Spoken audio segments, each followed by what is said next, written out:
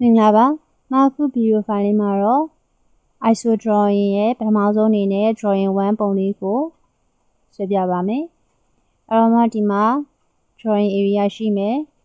သူ့ထဲကိုမတို့ဒီဆွဲထားပြီးသားပေါ့နော်အမဆွဲထားပြီးသား ISO drawing 1 ပုံလေးကို attach file လေးတွဲခြင်းနဲ့ဒါဆိုရင်ရှေ့မှာသင်ခဲ့တဲ့ comment အတိုင်း I am image ထဲမှာဖြစ်တဲ့အတွက် I am enter အဲ့ဒီထဲကနေမှ attach image ကိုသွားမယ်ပြီးရင်ကိုဘောနော်ကိုတပ်ပုံထည့်ထားတဲ့ဒီ location ကိုဖွင့်ပြီးတော့နော်ကိုလိုချင်တဲ့ file ရှိတဲ့နေရာကိုသွားပြီးတော့ open မယ်ပေါ့အမတို့ဒီမှာဆွဲထားပြီးသားထည့်ထားပြီးသားဖြစ်တဲ့ဟိုဒီအားဆိုရင် number 1လို့ပေးထားတာ ISO drawing 1 ပုံဖြစ်တဲ့သူကို click လိုက်မယ်ပြီးရင် okay open လုပ်လိုက်ပြီနော်ပြီးရင် first point click မယ်ကိုလိုချင်တဲ့size ရွေးစားရတဲ့အခါမှာအမ click လိုက်မယ်အဲ့တော့ဒီ box လေးပြန်ပိတ်ထားမယ်အဲ့တော့ဒီပုံလေးပေါ့နော်အမတို့ဒီအခုသုံးဘက်မြင်နေရတဲ့ front view right view top view ရှိရဲ့ဒီပုံလေးကိုဆွဲမယ်ဖြစ်တယ်အဲ့တော့အမတို့ဘယ်ကနေစဆွဲရပါတော့နော်ကိုစင်ပြေတဲ့ view ကနေစပြီးတော့ဆွဲမယ်အမအခုဒီမှာတော့ဒီ 4.5 ရှိရဲ့ဒီ front view ကနေစဆွဲလိုက်မယ်အဲ့တော့ line comment လေးယူမယ်ပြီးတော့သူ့ unit ကိုတစ်ချက်ကြည့်မယ်နော် unit ကfeet inch တွေလည်းမပါဘူးဒါရိုးရိုး decimal ဟိုမှာဒသမတနေရာဖြတ်ထားတာဖြစ်တယ်နော်အဲ့တော့ UN enter နဲ့ unit လေးကိုချိန်မှာ unit ကို decimal point ဒသမတနေရာဖြတ်မယ်ပြီးရင် line comment ယူမယ် first point click မတို့ကဒီဘက် front view ဆွဲမှာဖြစ်တဲ့အတွက် snap type ကလည်းအဆင်ပြေရဲ့ direction ပြ 4.5 enter ပြီးရင်အပေါ်ကို 0.5 0.5 enterပြီးရင်အတွင်းကိုဘယ်လောက်သွားလဲဆိုတော့ဒီမှာနော်ခဏထွက်ထားလိုက်မယ်အဲ့တော့ဒီမှာမတို့ကဒီခုဆွဲနေတာကဒီ view front view ဒီဘက်အောက်ခြေက 4.5 ပြီးရင်အပေါ်တက်တာ 0.5 ပြီးရင်ဒီအတွင်းထဲကိုဝင်တာလေးရှိမယ်ဒီအတွင်းထဲကိုဝင်တာလေးကိုဒီမှာတော့ပြမထားဘူးဒါပေမဲ့ဘယ်နေရာမှာသွားကြည့်ရမလဲဒီ top view မှာလည်းပဲသူနဲ့တူဝင်ထားတဲ့နေရာလေးရှိတယ်အဲ့တော့ဒီ ISO ရေဆွဲလာပြီဆိုရင်မတို့ကဒီ view တစ်ခုထဲမှာပဲ dimension တွေအကုန်တက်ထားတာမျိုးမရှိဘူးဒီ ISO တပုံလုံးပေါ်မှာခြုံငုံပြီးတော့မှကိုဆွဲမဲ့ view ရဲ့ dimension တွေကိုကျန်တဲ့ဒီသုံးဘက်မြင်ဖြင့်ကျန်တဲ့နှစ်ဖက်က dimension တွေကိုလည်းတစ်ချက်သွား check ပြီးတော့မှကြည့်ပေးရမယ်ပေါ့နော်အဲ့ဒါလေးတစ်ခုကတော့ဒီ drawing ကြည့်ရမယ်တင်နန်းသားတင်နန်းသူပေါ်မှာမူတည်ပါတယ်ဒီ distance လေးတွေကြည့်ရအောင်နည်းနည်းလေးအာရုံစိုက်ပြီးတော့လုပ်ပြီးပေါ့နော်အဲ့တော့မောက်တင်မှာ 0.5 တက်တယ်ပြီးရင်ဒီအတွင်းထဲကိုဘယ်လောက်ဝင်လဲဆိုရင်ဒီမှာတော့ပြမထားဘူးဒီပေါ် top view မှာပြထားတယ်ဒီကနေဒီထိ 2.9 လို့ပြောထားတယ်เนาะအဲ့တော့အဲ့ဒါလေးကို 2.9 ဝင်မယ် line comment ခေါ်မယ်ဒီ down ကနေ direction ပြ 2.9 enter ပြီးရင်အပေါ်ကိုဘယ်လောက်တက်လဲအပေါ်ကိုဘယ်လောက်သွားလဲဆိုတော့เนาะအဲ့ဒီမှာလည်းမခဏ SK နဲ့ထွက်လိုက်မယ်အဲ့ဒီကနေအပေါ်ကိုတက်ဖို့အတွက်ကဒီကနေဒီထိကိုလည်း dimension ပြထားခြင်းမရှိဘူးဒါပေမဲ့ဒီပုံကြီးတစ်ခုလုံးရဲ့အောက်ခြေကနေဟိုအပေါ်ထိကိုကဒီမှာဒီဘက် right view မှာပြထားတယ်3လို့ပြောထားတယ်เนาะဒါဆိုရင်မတို့က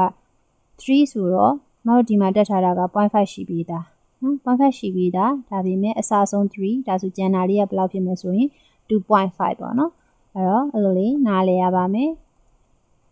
သိပြီဆိုရင်တော့မတို့ဒါ line comment ကိုခေါ်လိုက် SK ထွက်လိုက်လုပ်နေကြမလို့တော့ပေါ့နော်ကိုဒါလေးကိုကြည့်ပြီးတော့စက်တိုက်သွားရင်ရတယ်ဒီမှာတော့ဒါအမအစမလို့ပြန်ထွက်ပြီးတော့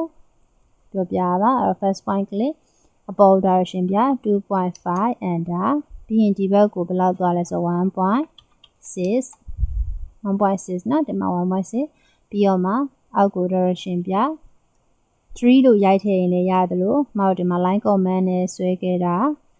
C sorry C နဲ့မရအောင်ဒါဆိုရင်ဒီမှာ end point မှာပဲ click လိုက်မယ်အခုဒါဒီဘက်မှာမြင်နေရတဲ့ဒါဒီအကွေးလေးကိုဆွဲပြီးသွားပြီပေါ့နော်အဲ့တော့မဟုတ်ဒီဘက်ဒီ right view ဆွဲမယ် cursor ချိန်မယ်နော်ဒါဆိုဒါ right view ဆွဲတော့မယ် line comment ယူမယ်ဒီစွန်ကနေ sorry line comment ယူမယ်ဒီ end point ကနေ direction ပြမယ် 3.6 enter အပေါ်ကို3ပြီးရင်ဒီဘက်ကို ပေါင်လေးပေါ့နော်ဒီဘက်ပေါင်လေးကဘယ်လောက်ဝင်လဲဆိုတော့ဘက်ပေါင်လေးရဲ့ direction ကပြထားတာမရှိဘူးဖြစ်နေနော်ဆိုတော့ဒီမှာအဲ့ဆိုရင်ပုံမှာကျန်နေခဲ့တာအဲ့တော့ဒီပုံမှာဆွဲထားတာတော့ရှိရဲ့ဒီမှာ direction လေးတစ်ချက်ပြန်ပြီးတော့ချိန်ကြည့်လိုက်အောင်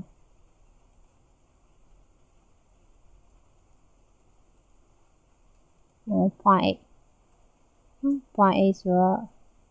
ဒီမှာတော့ဒါထားလိုက်တော့မယ်နော်ဒီရောက်ကဒီပုံလေးမှာ dimension လေးတက်ဖို့ကြံနေခဲ့တာပေါ့နော်အဲ့တော့ line command ခေါ်မယ်ဒီဘက်အစွန်ကနေဒီဘက်ကို 0.8 track တယ်ဒီအောက်ကိုဆွဲထားတယ်ရရပါတော့နော်ဒီပုံမှာဒီလေးဆွဲထားလိုက်ပြီးတော့ဒီဘက်ကလည်း 0.8 ပဲဒီကနေဒီဘက်ကို 0.8 distance ပြီးရင်ချထားလိုက်မယ်ကျော်မတို့ဒီမှာပုံနေတဲ့ line တွေကိုဖြတ်လို့ရမယ်။ဒါနဲ့လေ tr enter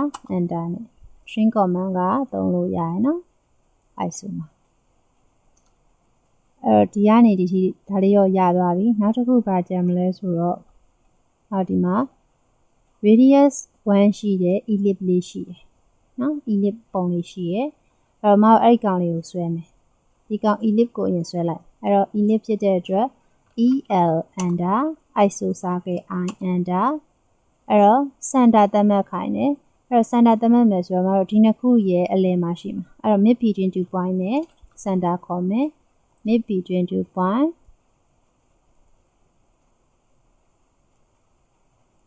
အဲ့နှစ်ခုရဲ့အလယ်မှာနော်အခုကမတို့ကအပေါ်ကနေကြည့်ရင်မြင်ရမယ့် circle ဖြစ်တဲ့အတွက် direction လေးချိန်မယ် top view ပေါ့နော်အဲ့တော့မှဒီကောင်လေးရပြီသူက radius တန်ဖိုး1လို့ရိုက်ထည့်လဲရတယ်လို့ဒီဘက်ဆိုဟိုဘက်ဆိုတော့ဒီမှာ click လိုက်ရင်လည်းရအခုတော့မတို့ radius တန်ဖိုး1ဆိုတော့1ပဲရိုက်ထည့်လိုက်1 enter နော်ဒါဆိုရင်ဒီ ellipse လေးရပြီအဲ့တော့မတို့မလိုတဲ့ကောင်ဖြတ်မယ်ဒီက enter နဲ့ဖြတ်မယ်ပြီးတော့ဒီမှာမြင်ရတယ်လို့ပဲသူ့ရဲ့ဒါအပေါက်ဖောက်ထားတဲ့ပုံစံဆိုတော့အောက်မှာလည်းဒီ ellipse လေးရှိနေမယ်ဒါဆိုရင် copy command နဲ့သွားလိုက်မယ်ဒီကနေကိုင်မယ်ဒီတောင်လေးကိုလေးလိုက်ပြီးတော့မှဒီက enter နဲ့ပြီးမှအားလုံးစုဖြတ်ရင်လည်းရရနော်မတို့ဒီမှာတစ်ခါတည်းဖြတ်လိုက်တယ်အဲ့တော့ဒါဆိုရင်ဒီဘက် right view ကနေမြင်ရတဲ့ပုံလေးရသွားပြီပြီးတော့မတို့top view ကိုသွားမယ် line command ခေါ်မယ်ပြီးတော့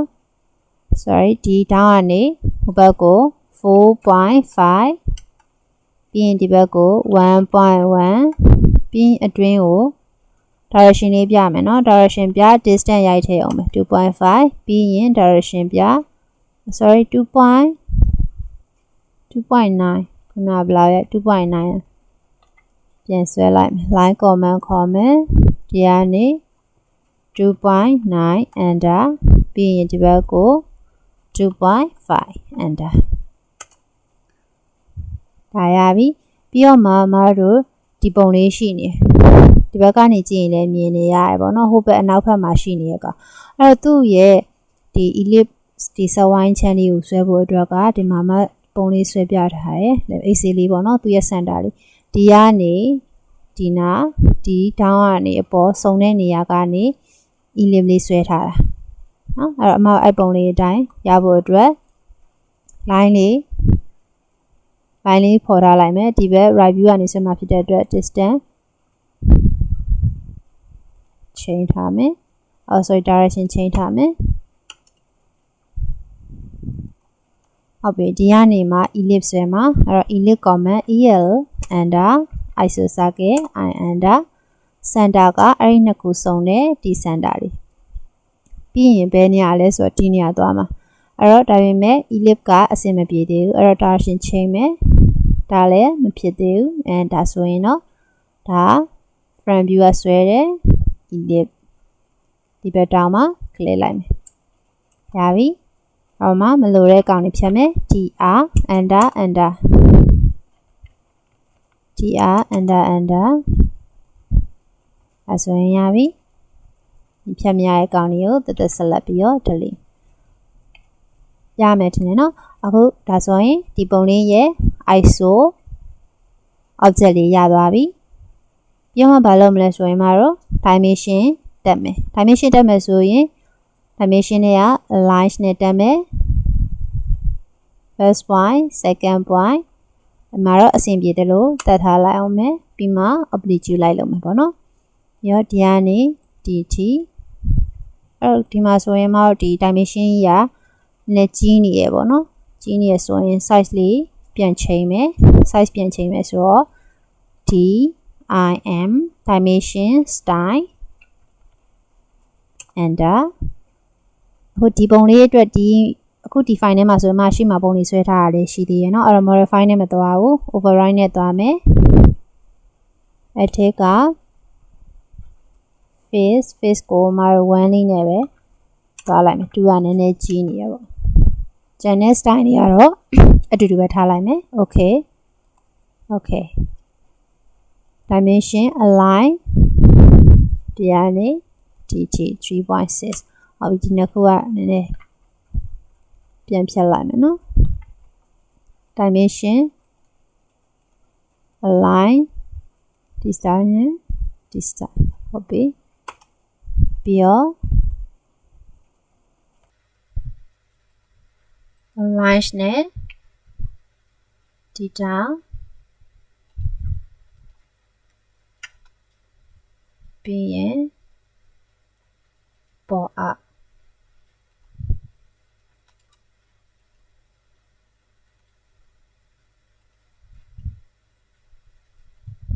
ပုံလေးတွေအတိုင်းပေါ့နော်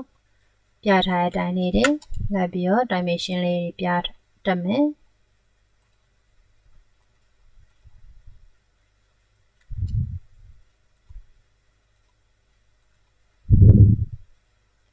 ပြီးတော့ဒီနာ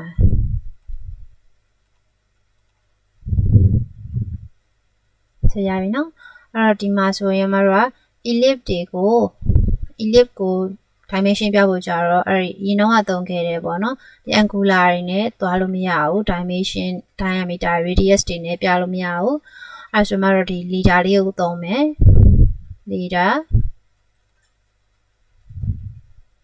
leader ချက်ပို့ပြီးတော့ဆင်ပြေတာကမှတော့ dimension နဲ့တူတဲ့ Q leader လေးကိုသုံးလိုက်မယ် Q leader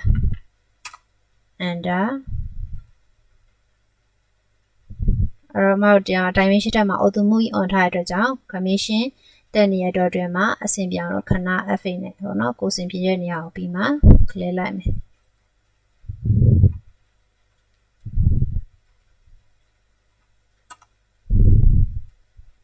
အဲ့တော့ radius 1.0 ပေါ့ leader နဲ့တက်ရင်လည်းရတယ်ဒါပေမဲ့ Q leader ကကြတော့ dimension ပုံစံပိုဝင်တဲ့အတွက်ကြောင့်မလို့ Q leader နဲ့တက်လိုက်တယ်ပေါ့နော်အဲ့ဒါမှဆိုရင်အခု dimension တက်ပြီးသွားပြီဒါပေမဲ့ဒါကအဆင်ပြေသလိုတက်ထားတာဖြစ်တယ်ဒီ ISO view dimension လေးချိန်ချင်တယ်ဆိုရင် dimension edit လုပ်မယ်ပေါ့နော် DED enter oblique ကိုချိန်မဲ့ဒီ line ပေါ့နော်ဒီပြောရရင်ဒီ front view မှာရှိနေတဲ့ dimension line တွေကိုချိန်မယ်ဆိုရင်အဲ့ဒီ front view မှာရှိရဲ့ဒီ line တူရဲ့ပေါ့နော် dimension လေးတွေကိုအကုန် right click ပြီးတော့ပုံစံပေါ့နော်အဆောင်တူနေတဲ့ကောင်လေးတွေအကုန်လုံးတစ်ချက်တစ်ခါလေး click ပြီးတော့ချိန်ပုံမြန်တယ်ပြီးရင်တနေရာမှာဒီကြိုက်တဲ့ပေါ့နော်ကြိုက်တဲ့ကို select ခဲ့တဲ့ dimension တစ်ခုခုရဲ့ base point တစ်ဖက်ကို click မယ်ပြီးရင် direction ကတော့ဒီဘက်ဆိုတော့ F5 နဲ့ direction ကြီးချိန်မယ်ဒီအောက်ကိုပြချင်တာဆိုရင်အောက်ကိုဒါမှမဟုတ်ရင်ကိုအဆင်ပြေတယ်လို့ပြလို့ရတယ်ပေါ့နော် DED enter oblique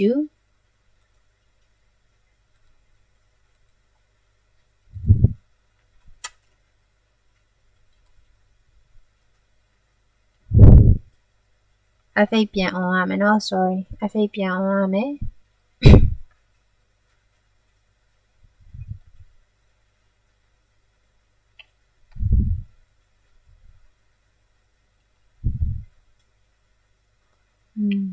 ဒါအတွက်တော့အဆင်ပြေရယ်ဒီမှာတော့ဒီပုံစံနဲ့အဆင်ပြေမယ်ဒါပေမဲ့တစ်ခုချင်းစီတက်တာပိုကောင်းပါတယ် TET enter oblique ဒီ 4.5 dimension ကကြတော့သူကဒီရှင်းတာအောက်ကိုပြတာပိုကောင်းမယ်เนาะအဲအကြောင်းမလို့ဒါကိုတက်လိုက်နည်းနည်းလေးဝေးသွားတယ်ဒီ 2.9 ကိုကြတော့အဲ့လိုမျိုးအောက်ကိုပဲပြလိုက်ရင်ဒီပုံရဲ့အတွင်းထဲကိုဒီ line ရပါတော့ပြနေဖြစ်တဲ့အတွက်ကြောင့်မလို့ 2.9 တော့ဒီတိုင်းလေးပဲထားတာကောင်းမယ်1.6 ဒီ 1.6 ကလည်းဒီတိုင်းလေးပြလဲရတယ်ဒါမှမဟုတ်လဲအောက်ကိုစောင်းတဲ့ line တိုင်းလေးပြလဲရပါတော့ဒါကိုအဆင်ပြေတယ်လို့ပြလို့ရပါတယ်နောက်တစ်ခု TET enter အရန်ကော့ပြန်လည်ပြီးကြည့်မကောင်းဖြစ်နေတဲ့ dimension တွေဆိုရင်တော့ချိန်လိုက်တာပိုကောင်းတယ်ပေါ့နော်အဆင်ပြေနေရဆိုရင်တော့ဒီတိုင်းထားလဲရပါတယ်ဒါလေးဆိုရင်ဟိုဘက်ကိုစောင်းမှလာမယ်ဒီ command line ခဏဖြောက်ထားမယ်ပြီးရင် TET enter oblique ဒီကောင်နောက်ခုအတူတူထားလိုက်မယ် base point က direction ပြဟုတ်ပြီနောက်တော့တစ်ခုက TET enter oblique base point direction လေးချိန်ပြီးပါမရှိသေးတယ်ဆိုတော့ဒီ 2.5 နဲ့ 1.1 ကျအောင်မယ် TET enter oblique အဲ့ဒါကိုအတူတူထားလိုက်မယ် base point ကဒါဆိုရင်တော့ကြည့်ရအဆင်ပြေသွားပြီပေါ့နော်အခုဒီပုံလေးကိုဆွဲပြပေးပြီးသွားပါပြီနော်ဒီပုံစံလေးအတိုင်းဒီဘက်မှာပါအဲ့တော့တခြားလေးပြန်လိုက်ဆွဲကြည့်ပေးပါကျေးဇူးတင်ပါတယ်